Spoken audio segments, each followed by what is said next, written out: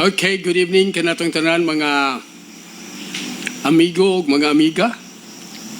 Atong mga kaigsuonan nga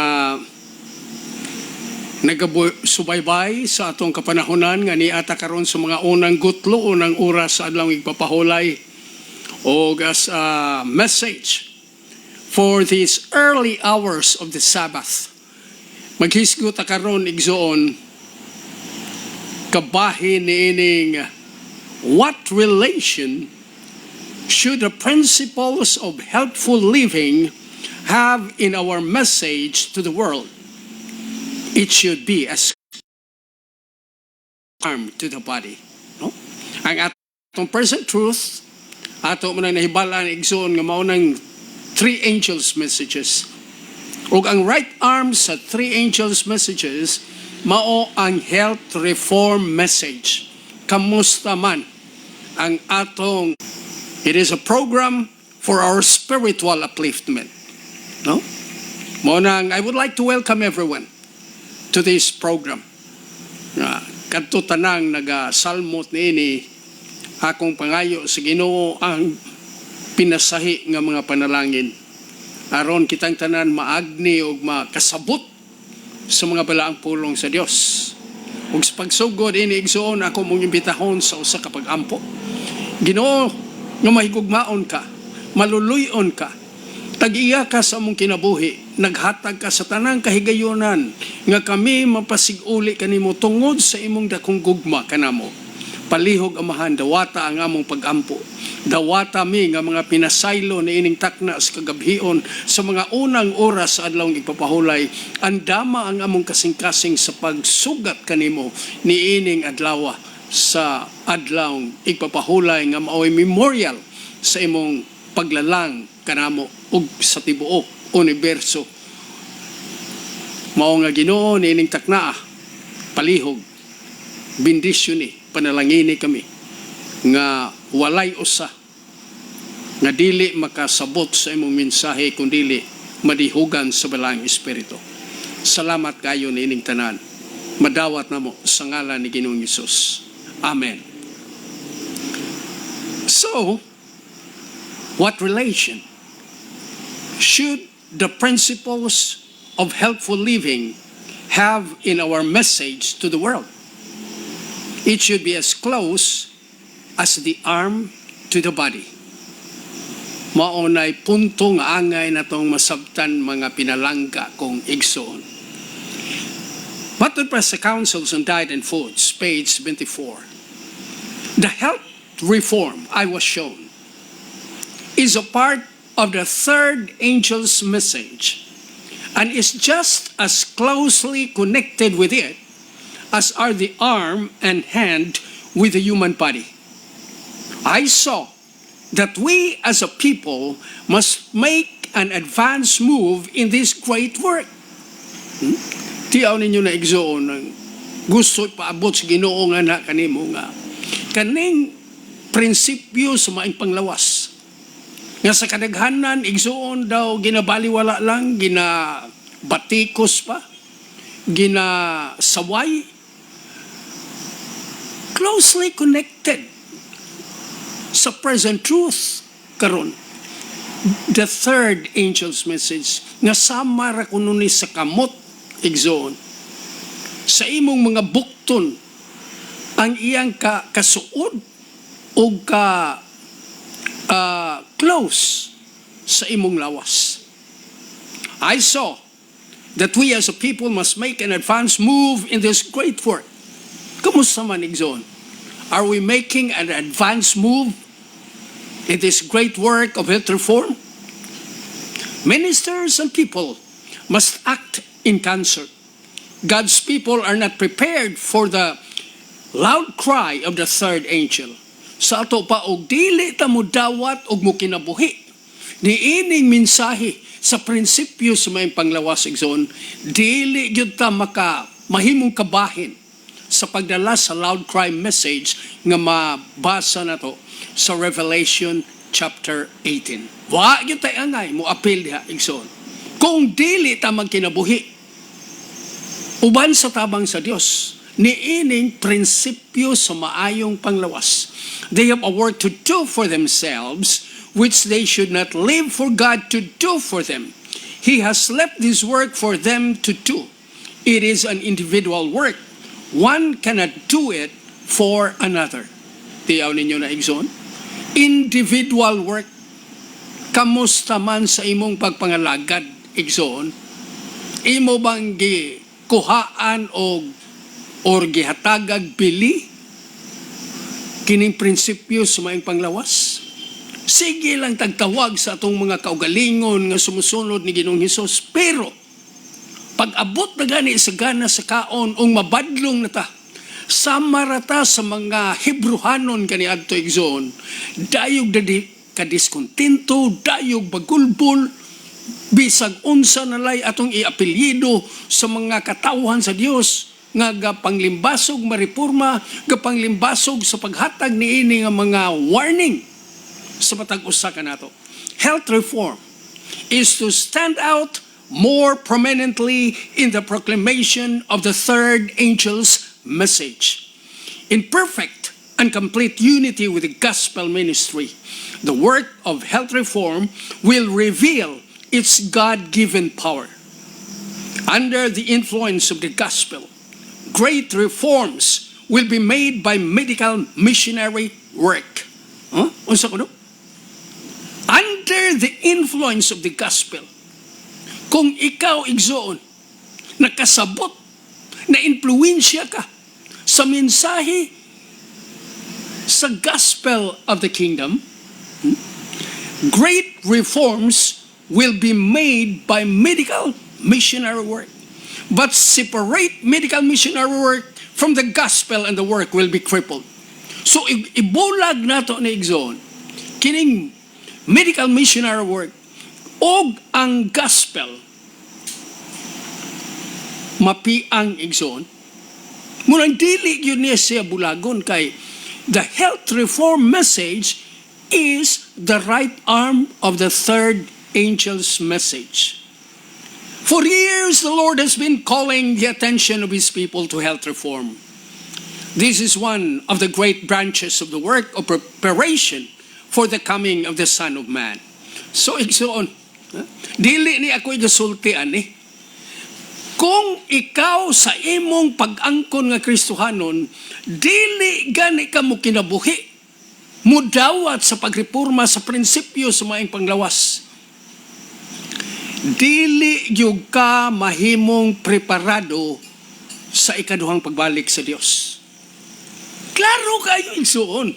Nagpasabot lang na siya na kung dili magdawat ni ining prinsipyo sa pagreporma sa maayong panglawas ang usa kagaangkon nga Kristohanon, layo sa tinuod ang langit para niya. Mabasa ni mo na sa Councils on Diet and Foods, pages 70 and 71. I can see the Lord's providence that the medical missionary work is to be a great entering wedge whereby the deceased soul may be reached. Pinaagi di ay sa prinsipios may panglawas. Mauni siya mahimog entrada igsoon sa mga balay-balay sa atong mga kaigsuunan, labi na tong may mga balatian. Amo ning eksperyensya igsoon. Kay naay mga balay nga among nasulod tungod kay nagkasakit, gidawat nila ang mensahe. The great subject of reform is to be agitated, and the public mind is to be steered. Temperance in all things is to be connected with the message. Ang pagpugong, sabta na ito ng word niya, temperance.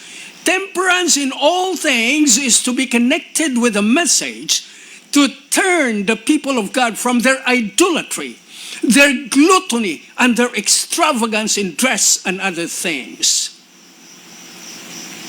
He decides that the great subject of health reform shall be agitated, and the public mind deeply steered to investigate. For it is impossible for men and women, with all their sinful, health-destroying, brain-enervating habits, to discern sacred truth, through which they are to be sanctified, refined, elevated, and made fit for the society of heavenly angels in the kingdom of glory. Counsels on Diet and Foods, page 70. Lisod yun, Igsoon. O dili ka mo dawat ini nga pagreporma, Igsoon, sa mayang panglawas. Wa kay discernment. Munang daghan na to, puro lang ta istorya sa atong pagpangalagad. Pero ang atong pagtuo, di gyud na muhaom sa mga pahimangno sa Dios. Makasusubo, Igsoon. Sige lang tag-angkon, ay usan ako kamigo, lahi kuno ang among baruganan. Sorry kuno, sorry. Kay dili yun siya mudawat sa akong baruganan, watay mahimo, ana. Ha? Kamusta man, Igsoon? Ni abata ni ining panawagan sa Dios, spiritual revival and spiritual reformation. Matod pa, it is well, in presenting the truth to unbelievers, first to present some subjects upon which they will agree with us. So ang pinakamaayo nga mga suhito, mahisgutan nato, labi na tong dili, pareha nato og baruganan. Kabahin yun sa maing panglawas. Tungod kay ang tao sa kadagkanan karon, Igsoon, naa nagyoy ginabati nga mga sakit. The principles of health and temperance will appeal to their judgment, and we can from these subjects lead them on to understand the binding claims of the fourth commandment. Counsels on Health, page 545. When properly conducted, the health reform is an entering wedge, making way for other truths to reach the heart. Counsels on Health, page 434. Ang pangutana sunod, Igsoon, is there another reason why health reform must be proclaimed at this time? Huh? Is there another reason why health reform must be proclaimed at this time? Yes, it is part of a basic issue in the great controversy, obedience to God's law. So Igsoon, og dili ka mo dawat ining pahimangno sa Dios, kabahin sa prinsipyo sa maing panglawas, masupakon ka sa iyang atubangan. Matod pa sa Great Controversy, page 582, from the very beginning of the great controversy in heaven, it has been Satan's purpose to overthrow the law of God. It was to accomplish this that he entered upon his rebellion against the Creator. And though he was cast out of heaven, he has continued the same warfare upon the earth to deceive men and thus lead them to transgress God's law is the object which he has steadfastly pursued. Igsoon. So ang imong kahimtang, og dili ka mudawat ni ining pahimangno sa Dios, kabahin sa pagkinabuhi sa mga prinsipyo sa mga panglawas, ang imong kahimtang or sitwasyon atubangan sa Ginoo, murara kagyawa, rebuildi ka, kay masinupakon ka man. The last great conflict between truth and error is but the final struggle of the long-standing controversy concerning the law of God. Upon this battle we are now entering. Great controversy, page 582. Jesus, looking down to the last generation, kinsa man ang ipasabot ani, last generation, saw the world involved in a deception similar to that which caused the destruction of Jerusalem. The great sin of the Christian world would be the rejection of the law of God, the foundation of his government in heaven and earth. Great Controversy, page 22. So mga kaigsuonan, gisaysay karon sa atong atubangan. nga kining atong katapusang kaliwatan. Ang kalibutan nahisakop sa pagpahisalaan sa maniadtong istorya sa paggunob sa syudad sa Jerusalem. Ang pinakabugat o dako nga sala sa kalibutan igsoon sa Kristohanon pagyud nga kinabuhi mao ang pagdumili sa kabalauran sa Dios. Sa diin mao ang pundasyon sa iyang panggobyerno sa langit ug sa yuta. Furthermore, ingon siya, the transgression of physical law is the transgression of God's law. Our Creator is Jesus Christ. He is the author of our being. He has created the human structure. He is the author of physical laws, as He is the author of the moral law. And the human being who is careless and reckless of the habits and practices that concern his physical life and health sins against God. Nasabtan igsoon? Ikaw, isip usa ka linalang sa Dios. Nga daw balig pa ka wala lang. You are careless and you are reckless sa imong mga naandan o imong mga practices. Kabahin sa imuhang pisikanhong pagkinabuhi o panglawas, nakasala at tubangan sa Dios. Counsels on Diet and Foods, page 43. Men and women cannot violate natural law by indulging depraved appetite and lustful passions, and not violate the law of God. Lalaking babae, igsoon, dili yun pwede nga dili sila mo lapas-lapas sa natural nga mga kasuguan, pinaagi sa ilang pagpatuyang sa ilang gana sa kaon o sa ilang inklinasyon nga kalibutanon, o dili yun mahimo nga sila dili pod makasala sa kasuguan sa Dios. Therefore, God has permitted the light of health reform to shine upon us, that we may see our sin in violating the laws which He has established in our being. All our enjoyment or suffering may be traced to obedience or transgression of natural law. Our gracious Heavenly Father sees the deplorable condition of men, who, some knowingly but many ignorantly, are living in violation of the laws that He has established.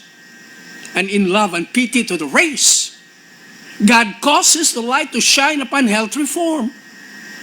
He publishes His law and the penalty that will follow the transgression of it, that all may learn and be careful to live in harmony with natural law. He proclaims His law so distinctly and makes it so prominent that it is like a city set on a hill. All accountable beings can understand it if they will, and they would like to understand the meaning that God has given to them. Idiots will not be responsible to make plain natural law and urge the obedience of it. Is the work that accompanies the third angel's message to prepare a people for the coming of the Lord. Counsels on Diet and Foods, page 69, and Testimonies, volume 3, page 161. We cannot be too often reminded that health does not depend on chance. It is a result of obedience to law, according to the Ministry of Healing, page 128. Kana ko nung maayong panglawas igsoon, dili na nga ingog salagma lang. Resulta na sa imong pagkamatinumanon sa kasuguan sa Dios. Kinahanglan ka nga mas sinulunton. The progress of health of reform depends upon a clear recognition of fundamental truth. The foundation of all enduring reform is the law of God. Usbon ko, the foundation of all enduring reform is the law of God. We are to present in clear, distinct lines the need of obeying this law. Its principles must be kept before the people. Ministry of Healing, page 129. I was again shown that the health reform is one branch of the great work, which is to fit a people for the coming of the Lord. Nasabta na to, Exxon? Gipakitaan si Sister White nga kining pagreporma sa maing panglawas. Mauni usa ka bahin sa buluhaton sa diin mo haom sa usa ka tawo alang sa pagsugat sa ikaduhang pagbalik sa Dios. The health reform is one branch of the great work, which is to fit a people for the coming of the Lord. It is as clearly connected with the third angel's message as the hand is with the body. The law of 10 Commandments has been lightly regarded by man. But the Lord would not come to punish the transgressors of that law without first sending them a message of warning. The third angel proclaims that message. Had men ever been obedient to the law of 10 Commandments, carrying out in their lives the principles of those precepts, the curse of disease now flooding the world would not be. Usbuna ko, Exxon. Had men ever been obedient, kung matinumanon lang ang tataigsoon, to the law of 10 Commandments, carrying out in our lives the principles of those precepts, the curse of disease now flooding the world would not be. Layo unta ta mga kaigsuunan sa mga balatian. Mabasa na to na sa Councils on Diet and Foods, page 69. Although the health reform is not the third angel's message, it is closely connected with it. Those who proclaim the message should teach health reform also. It is a subject that we must understand in order to be prepared for the events that are close upon us. Kani kunong prinsipyo sa maing panglawasig zone, usa ni kasuhito nga kinahanglan atong masabtan aron kita mapreparar sa mga dagkong panghitabo nga haduol na magakapanghitabo sa atong kinabuhi. And it should have a prominent place. Satan and his agents are seeking to hinder this work of reform and will do all they can to perplex and burden those who heartily engage in it. Yet none should be discouraged at this or cease their efforts because of it. Dili malikayan ingson. Daghan yun ang mubabag ni ini nga kamatuoran ipresentar sa mga katawan. We are waging a warfare upon which hang eternal results. We have unseen enemies to meet. Evil angels are striving for the dominion of every human being. Whatever injures the health not only lessens physical vigor but tends to weaken the mental and moral powers. Indulgence in any unhealthful practice makes it more difficult for one to discriminate between right and wrong. Indulgence, pagpatuyang, in any unhealthful practice makes it more difficult for one to discriminate between right and wrong, and hence more difficult to resist evil. Di gani ka mo dawat anay kay gusto ka mo patuyang sa imong lami. Igsoon. Pirmigyo kang sipyat, pirmigyo kang galapas-lapas at tubangan sa Ginoo. It increases the danger of failure and defeat. Ingo na sa Ministry of Healing, page 128. Thus, genuine medical missionary work is bound up inseparably with the keeping of God's commandments, of which the Sabbath is specially mentioned, since it is a great memorial of God's creative work.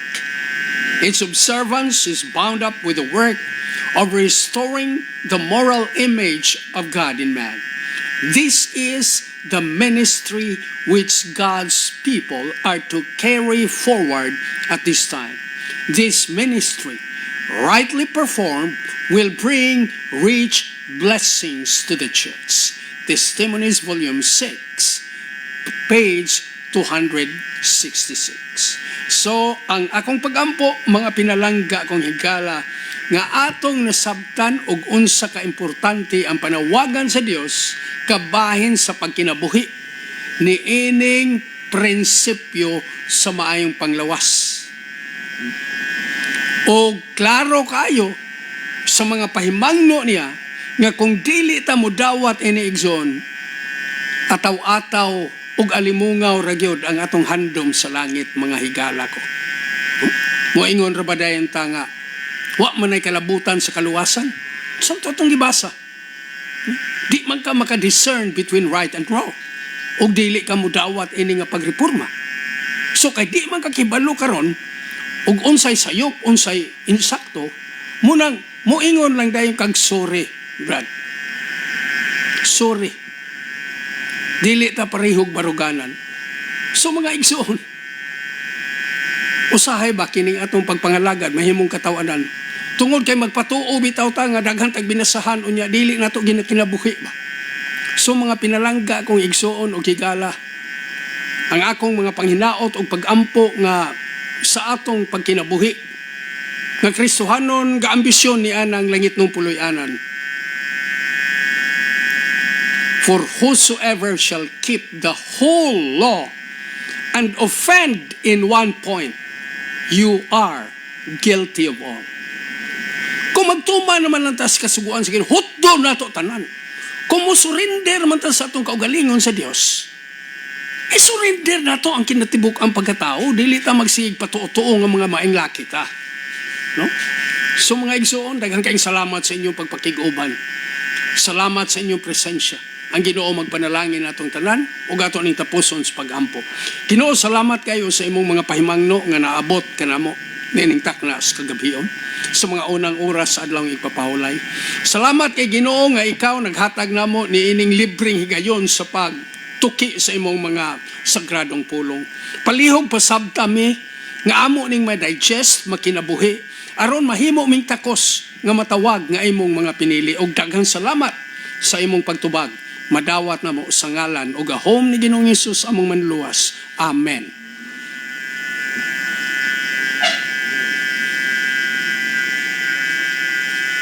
YouTube is